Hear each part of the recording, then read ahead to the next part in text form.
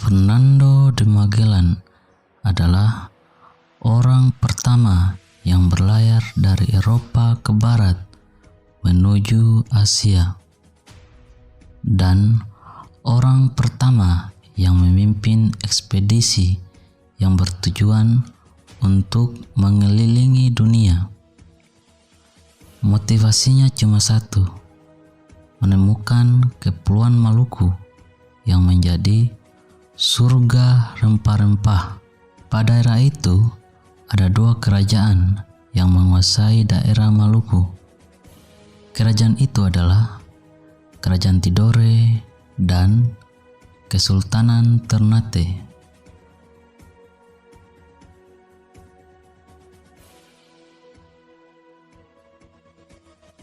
Berbeda dengan Kerajaan Tidore, Kesultanan Ternate memiliki wilayah yang lebih besar karena mampu menaklukkan beberapa wilayah di Sulawesi, bahkan mampu menaklukkan beberapa wilayah di selatan Kepulauan Filipina dan Kepulauan Marshall yang ada di Pasifik.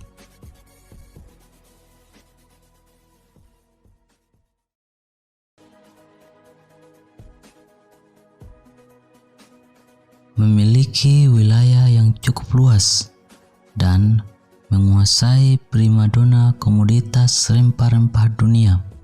Lantas, bagaimana sejarah Kesultanan Ternate hingga menjadi seperti ini?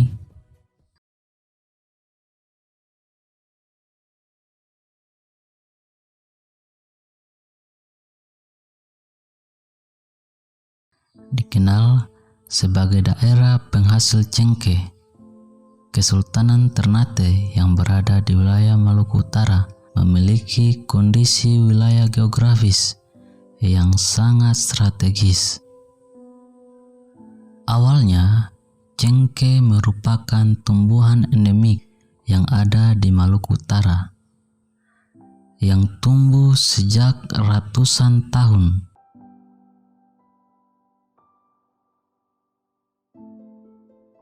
Mulanya, di Ternate terdapat 4 kampung yang masing-masing dikepalai oleh seorang momole atau kepala marga.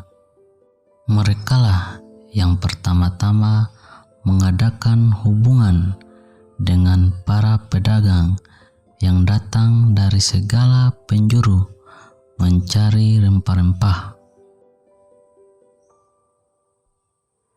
Penduduk Ternate semakin heterogen dengan bermukimnya pedagang Arab, Jawa, Melayu, dan Tionghoa. Oleh karena perdagangan yang semakin ramai, ditambah ancaman yang sering datang dari para perampok atas prakarsa momole, guna pemimpin Tobano diadakan musyawarah untuk membentuk suatu organisasi yang tentu lebih kuat dan mengangkat seorang pemimpin tunggal yang akan menjadi raja.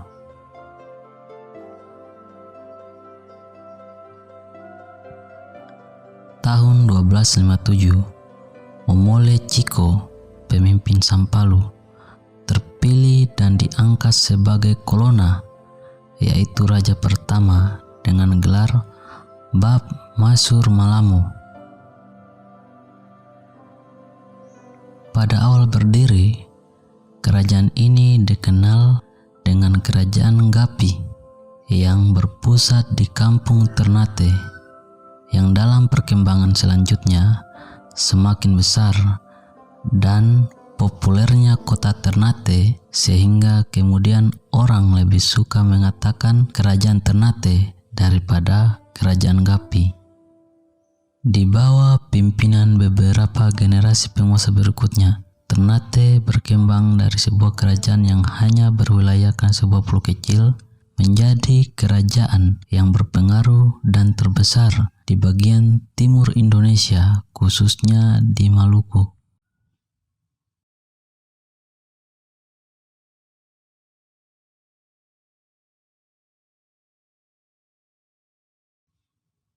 Saat Kesultanan Ternate sibuk memperkuat fondasi kekuasaannya, di belahan dunia yang lain tengah terjadi peperangan dalam merebut suplai rempah-rempah, kerasnya alam di benua Eropa, dan jatuhnya Konstantinopel yang menjadi pintu gerbang perdagangan antar Asia dan Eropa, memaksa bangsa-bangsa di sana mulai mencari cara untuk mendapatkan rempah-rempah. Penjelajahan yang dilakukan oleh Ferdinand Magellan, Vasco da Gama, Bartolomeo Diaz telah melakukan perjalanan jauh untuk menemukan rute ke sumber rempah-rempah.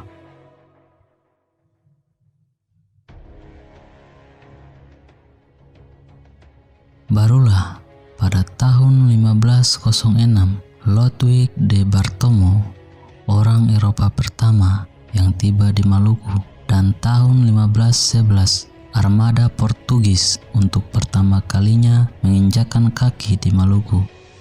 Di bawah pimpinan Francisco Serro, kedatangan Portugis yang awalnya untuk berdagang ini disambut dengan sukacita oleh Sultan Bayanullah dan bahkan menjadikan mereka sebagai penasehat kerajaan. Langkah yang sama juga ditempuh oleh mertua sekaligus saingannya, Sultan Al-Mansur dari Kesultanan Tidore, yang juga berlaku serupa terhadap bangsa Spanyol.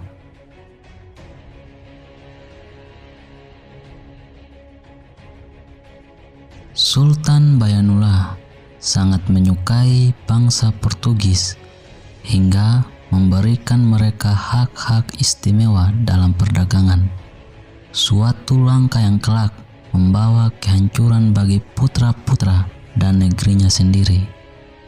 Sultan Bayanullah tutup usia tahun 1522. Kematiannya yang meninggalkan pewaris yang masih belia memberikan kesempatan bagi Portugis untuk turut andil dalam percaturan politik di Maluku.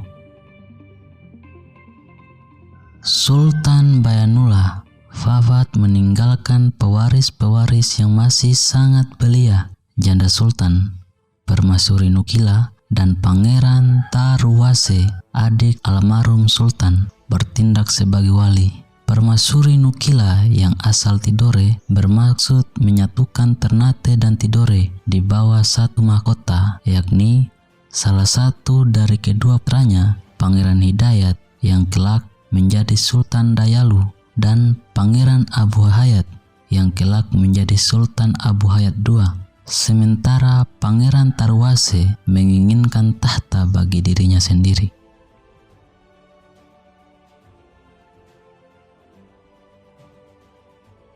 Portugal memanfaatkan kesempatan ini dan mengadu domba keduanya hingga pecahlah perang saudara.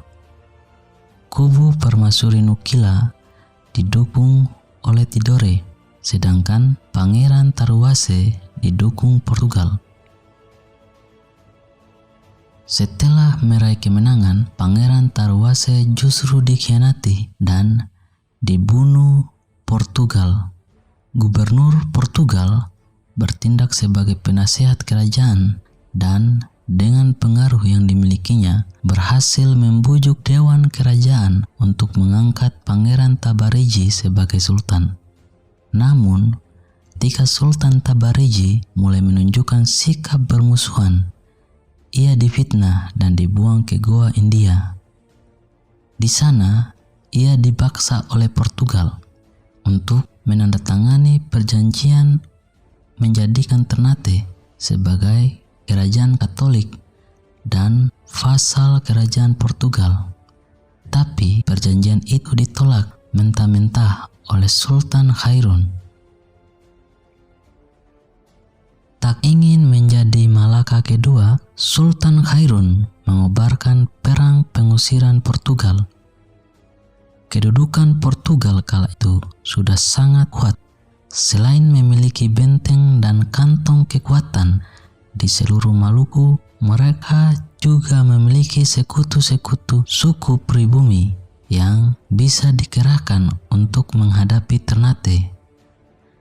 Dengan adanya Aceh dan Demak yang terus mengancam kedudukan Portugal di Malaka, Portugal di Maluku kesulitan mendapatkan bala bantuan hingga terpaksa memohon damai kepada Sultan Khairun.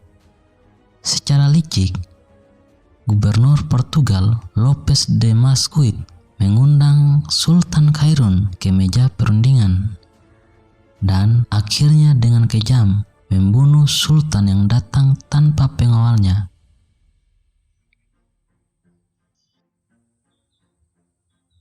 Sultan Khairun digantikan Sultan Babula. Pembunuhan Sultan Khairun semakin mendorong rakyat Ternate untuk mengusir Portugal. Bahkan seluruh Maluku kini mendukung kepemimpinan dan perjuangan Sultan Babula. Pos-pos Portugal di seluruh Maluku dan wilayah timur Indonesia digempur. Setelah peperangan selama 5 tahun, akhirnya Portugal meninggalkan Maluku untuk selamanya pada tahun 1575.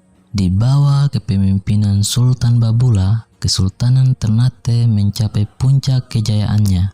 Wilayahnya membentengi dari Sulawesi Utara dan Tengah di bagian barat hingga Kepulauan Marshall di bagian timur, dari Filipina Selatan di bagian utara hingga Kepulauan Nusa Tenggara di bagian selatan. Sultan Babula dijuluki penguasa 72 pulau yang semuanya berpenghuni hingga menjadikan Kesultanan Ternate sebagai kerajaan Islam terbesar yang ada di Indonesia Timur. Di samping Aceh dan Kerajaan Demak yang menguasai wilayah barat dan wilayah tengah Nusantara kala itu.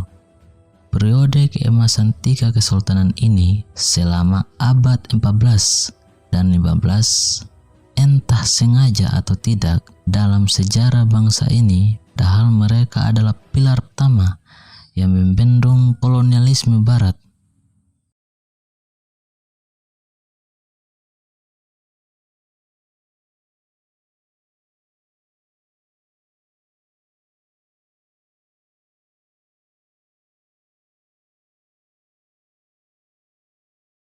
Setelah Sultan Babula meninggal, Kesultanan Ternate mulai melemah. Kerajaan Spanyol yang telah bersatu dengan Portugal pada tahun 1580 mencoba menguasai kembali Maluku dengan menyerang Kesultanan Ternate. Dengan kekuatan baru Spanyol dan memperkuat kedudukannya di Filipina, Ternate pun menjalin aliansi dengan Mindanao untuk menghalau Spanyol. Namun hal ini justru menjadi kegagalan. Bahkan Sultan Said Barakati berhasil ditawan Spanyol dan dibuang ke Manila. Kekalahan demi kekalahan yang diderita memaksa Kesultanan Ternate meminta bantuan Belanda pada tahun 1603. Ternate akhirnya berhasil menahan Spanyol. Namun dengan imbalan yang amat mahal, Belanda akhirnya secara perlahan-lahan menguasai Ternate.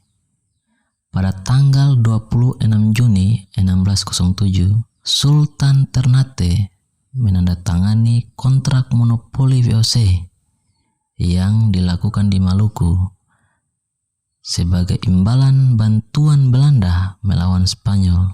Pada tahun 1607, Belanda membangun benteng Orange di Ternate yang merupakan benteng pertama mereka yang ada di Nusantara. Sejak awal, Hubungan yang tidak sehat dan tidak seimbang antar Belanda dan Ternate menimbulkan ketidakpuasan para penguasa dan bangsawan Ternate. Di antaranya adalah Pangeran Hidayat, Raja Muda Ambon yang juga merupakan mantan wali Raja Ternate untuk memimpin oposisi yang menentang kedudukan Sultan dan Belanda. Ia mengabaikan perjanjian monopoli dagang Belanda dengan menjual rempah-rempah kepada pedagang Jawa dan Makassar. Beberapa Sultan Ternate yang berikutnya tetap berjuang mengeluarkan Ternate dari cengkraman Belanda dengan kemampuan yang terbatas karena selalu diawasi oleh mereka yang hanya mampu menyokong perjuangan rakyat secara diam-diam. Yang terakhir, pada tahun 1914, Sultan Haji Muhammad Usman Shah menggerakkan perlawanan rakyat di wilayah-wilayah kekuasaannya, bermula di wilayah Banggai di bawah pimpinan Khairuddin Tomagola. Namun perlawanan ini justru mengalami kegagalan. Di Jailolo, rakyat Tudawongi, Tuada, dan Kau di bawah pimpinan Kapita Banau berhasil menimbulkan kerugian di pihak Belanda. Banyak prajurit Belanda yang tewas, termasuk beberapa petinggi Belanda, dan markas mereka diobrak-abrik. Namun, karena keunggulan militer serta persenjataan yang lengkap yang dimiliki oleh Belanda, perlawanan tersebut berhasil dipatahkan. Kapita Banau ditangkap dan dijatuhi hukuman gantung. Sultan Haji Muhammad Usman Shah terbukti terlibat dalam pemberontakan ini. Oleh karenanya, berdasarkan keputusan pemerintah Hindia Belanda tanggal 23 September 1915 nomor 47, Sultan Haji Muhammad Usman Shah dicopot dari jabatan Sultan dan seluruh hartanya disita. Dia dibuang ke Bandung tahun 1915 dan meninggal di sana tahun 1927. Pasca penurunan Sultan Haji Muhammad Usman Shah, jabatan Sultan sempat lowong selama 14 tahun dan pemerintahan adat dijalankan oleh Jawa Guga serta Dewan Kesultanan. Sempat muncul keinginan pemerintah Hindia Belanda untuk menghapus Kesultanan Ternate, namun niat itu urung dilaksanakan karena khawatir akan reaksi keras yang bisa memicu pemberontakan. Sementara Kesultanan Ternate berada jauh dari pusat pemerintahan Belanda yang ada di Batavia. Dalam usianya yang kini memasuki usia ke-750 tahun, Kesultanan Ternate masih tetap bertahan meskipun hanya sebatas simbol budaya. Kesultanan Ternate menjadi bukti bahwa dulu pernah berdiri kerajaan yang pernah berpengaruh di dunia dan menjadi tinta emas yang diraih karena sumber daya alamnya dan karena kehebatan para pendahulu kita.